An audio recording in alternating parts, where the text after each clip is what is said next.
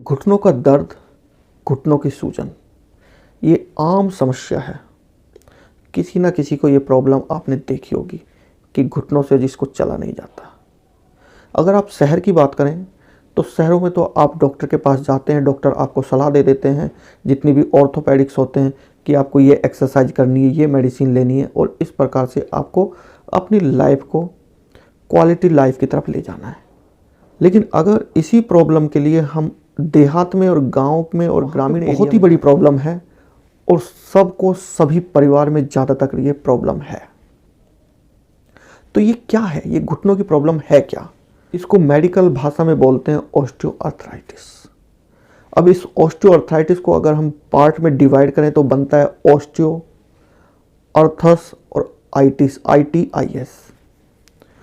Osteo जहां भी आता है, ऑस्टियो का मतलब होता है हड्डी, ऑर्थस का मतलब होता है जोड़, और जहां पे भी ITIS आता है इसका मतलब होता है इन्फ्लेमेशन। तो मोटी मोटी भाषा में इसको बोलते हैं घुटनों की सूजन, हड्डियों की, जोड़ों की सूजन। अगर आप मेरे चैनल पर पहली बार आए हैं तो चैनल को सब्सक्राइब कीजिए, लाइक कीजिए, बेल आइकन को हिट कीजिए, जिससे मेरा नोटिफिकेशन आपको मिलता रहे। घुटने में दो हड्डियां आके मिलती हैं, लेकिन इन दोनों हड्डियों के बीच में गैप रखने के लिए, एक बैलेंस गैप रखने के लिए कुछ एक गद्दी टाइप, एक कुशन टाइप लगा होता है दोनों हड्डियों पे, जो हड्डियों को आपस में टकराने नहीं देता। और इनके बीच में एक फ्लूइड, एक लिक्विड भरा होता है जिसको साइनोवियल फ्लूइड बोलते हैं। और जो एक गद्दी होती है दोनों हड्डियों के ऊपर, इनको बोलते हैं कार्टिलेज। ये कार्टिलेज काम करती है कुशन का, ये एक हड्डी को दूसरी हड्डी पर टकराने नहीं देती। और जो एक घुटने के बीच में जो फ्लूइड भरा होता है, इसको साइनोवियल फ्लूइड बोलते हैं। ये काम करता है ग्रीसिंग का, जिसको आम भाषा में हमने कई बार सुना होगा कि आपके तो घुटनों का ग्रीस खत्म हो गया। तो ये ग्रीस क्या होता है? ये साइनोवियल फ्लूइड होता है। अगर किसी भी कारण से आपकी ये कुशन, जो गद्दियाँ होती हैं हड्डियों के ऊपर, ये किसी भी प्रकार से रप्चर हो जाएं, टूट जाएं या ख़त्म हो जाएं और ये हड्डियाँ आपस में टकराने लगें, तो घर्षण के कारण, ये हड्डियाँ टकराने के कारण आपको दर्द महसूस होगा। अब ये कार्टिलेज, गद्दी और साइनोवियल फ्लूइड कम होने, ख़त्म होने या टूटने, रप्चर होने के कारण क्या है? तो अगर कारण की बात करें तो सबसे पहला कारण होता है एज। अगर आपकी एज, एक पर्टिकुलर एज में आप पहुंच गए हो, आपके एल्डर एज में पहुंच गए हैं, तो एज के कारण भी ये जो कार्टिलेज और साइनोवियल फ्लूइड होता है, ये गद्दियाँ और ये जो ग्रीसिंग होती है, धीरे धीरे ख़त्म होने लगती है। अगर आपको किसी प्रकार की चोट लगी है, घुटने के ऊपर आपको चोट लगी है, जिसकी वजह से कोई डैमेज हुआ है, तो उसकी वजह से भी ये आपको प्रॉब्लम घुटनों के सूजन की हो सकती है, जिसको ऑस्टियोआर्थराइटिस बोलते हैं।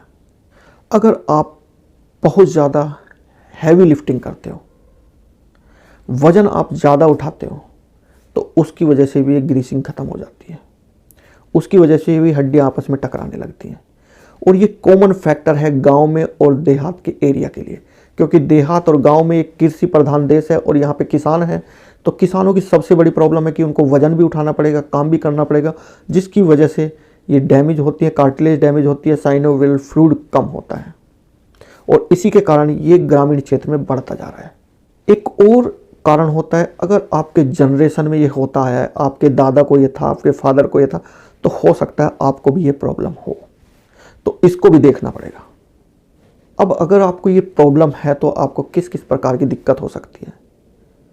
सबसे पहले तो आपको दर्द होगा, पेन होगा, मॉर्निंग स्टिफनेस। जब आप सुबह उठते हो तो एक बार में आप नहीं उठ सकते, आपको 10 मिनट 5 मिनट बैठना पड़ेगा, पैर को हिलाना पड़ेगा, तभी आप उठ पाओगे या चल पाओगे। आपको चलने फिरने की रफ्तार कम हो जाएगी, आप ज़्यादा दूर चल फिरने में दिक्कत होगी। अब ये ऑस्टियोआर्थराइटिस और घुटनों की प्रॉब्लम के लिए क्या क्या डायग्नोस होता है, कैसे हम इसको पता लगाते हैं? तो सबसे पहले तो फिजिकल एग्जामिनेशन होता है कि आप देख के बताओगे, आप पूछोगे कि दर्द रहता है और घुटनों पे हाथ लगा के देखोगे और दूर से आपको हड्डियाँ टेढ़ी भी नज़र आ जाएंगी, तो इससे भी आप पहचान सकते हो कि ऑस्टियोआर्थराइटिस है। लेकिन इसके साथ ही एक्सरे भी डॉक्टर लेते हैं, जिससे ये पता लगता है कि दोनों हड्डियों के बीच गैप कितना कम है, क्या कितना डैमेज है कार्टिलेज को और कितना साइनोवियल फ्लूइड की कमी है। साथ के साथ CT स्कैन भी कर सकते हैं। तो इसी प्रकार की एग्जामिनेशन होती है। एक्सरे और CT स्कैन के बाद कुछ प्रकार के ब्लड टेस्ट भी होते हैं, जिससे पता लगाते हैं कि ऑस्टियोआर्थराइटिस की प्रॉब्लम है या नहीं है। अगर बात करें ऑस्टियोआर्थराइटिस का ट्रीटमेंट ऑप्शन क्या है, तो ट्रीटमेंट ऑप्शन में जाने से पहले आपको बताऊं कि सबसे पहले आपको अपने जॉइंट्स पे लोड कम करना पड़ेगा, आपको अपना वज़न कम करना पड़ेगा जिससे आपके घुटनों के ऊपर ज़्यादा प्रेशर ना जाए। आपको थोड़ा सीढ़ियाँ चढ़ना बंद करना पड़ेगा, या जो आप टॉयलेट यूज़ करते हैं गांव में इंडियन सीट्स, वो बंद करनी पड़ेगी। आपको अलग से सीट लेनी पड़ेगी, जो सिटिंग सीट होती है वो आपको लेनी पड़ेगी। अगर आप अपने शरीर का 1 किलो वज़न कम करते हैं तो आपके घुटनों के ऊपर से 4 से 5 किलो वज़न कम हो जाएगा। आप अनेकों प्रकार के फ्रेमवर्क यूज कर सकते हैं जो आप घुटनों में या पैर में पहन सकते हैं, जिससे आपको जॉइंट को वजन कम फील हो और आपको थोड़ा हेल्प मिले मूवमेंट करने के लिए। तो डॉक्टर आपको अनेकों प्रकार के एक्सरसाइज भी बताएंगे, जो एक्सरसाइज आपके लिए सबसे ज़्यादा ज़रूरी होगी, जो आपको मेडिसिन से भी अच्छा काम करेगी और मेडिसिन से भी ज़्यादा ज़रूरी है। अब बात करें किस प्रकार की मेडिसिन आप यूज कर सकते हो ऑस्टियोआर्थराइटिस में। लेकिन आप डाइक्लोफेनेक टैबलेट को लॉन्ग टर्म में यूज नहीं कर सकते। डाइक्लोफेनेक जेल भी अवेलेबल होता है जो लगाने के लिए लोकली लगा सकते हो, जिसका थोड़ा कम साइड इफ़ेक्ट होता है, लेकिन आप लोकली डाइक्लोफेनेक जेल भी लगा सकते हैं। किसी भी प्रकार की एंटी इन्फ्लेमेटरी ड्रग या कोई पेन किलर आप बहुत ज़्यादा लंबे टाइम तक यूज नहीं कर सकते। इससे जीआई प्रॉब्लम हो सकती है, आपको गैस्ट्रिक प्रॉब्लम हो सकती है, गैस बन सकती है, या लॉन्ग टर्म ये मेडिसिन खाने से आपको कोई ना कोई प्रॉब्लम हो सकती है। इसलिए कोई भी पेन किलर्स या एंटी इन्फ्लेमेटरी जिससे सूजन कम हो, उस तरह की कोई भी टैबलेट आप लॉन्ग टर्म तक ना लें। अब कई प्रकार के सप्लीमेंट भी यूज होते हैं जिनको बोला जाता है ये घुटने में ग्रीसिंग को बढ़ाते हैं, ये घुटने में साइनोवियल फ्लूइड को बढ़ाते हैं, जो डैमेज होती है कार्टिलेज उनको ठीक करते हैं। तो इनमें से कुछ होते हैं कॉन्डेटिन सल्फेट और ग्लूकोसामीन।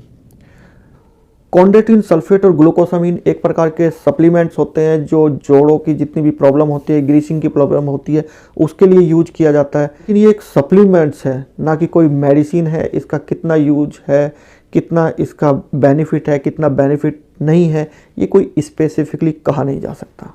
अब कई प्रकार के डिफरेंट ट्रीटमेंट ऑप्शन भी होते हैं जिसमें स्टेरॉइड का इंजेक्शन दिया जाता है, जिसको 1 या 2 महीने बाद या 3 महीने बाद आपको अगर पेन रिटर्न आता है तो फिर इसका भी कोई फ़ायदा नहीं देने का।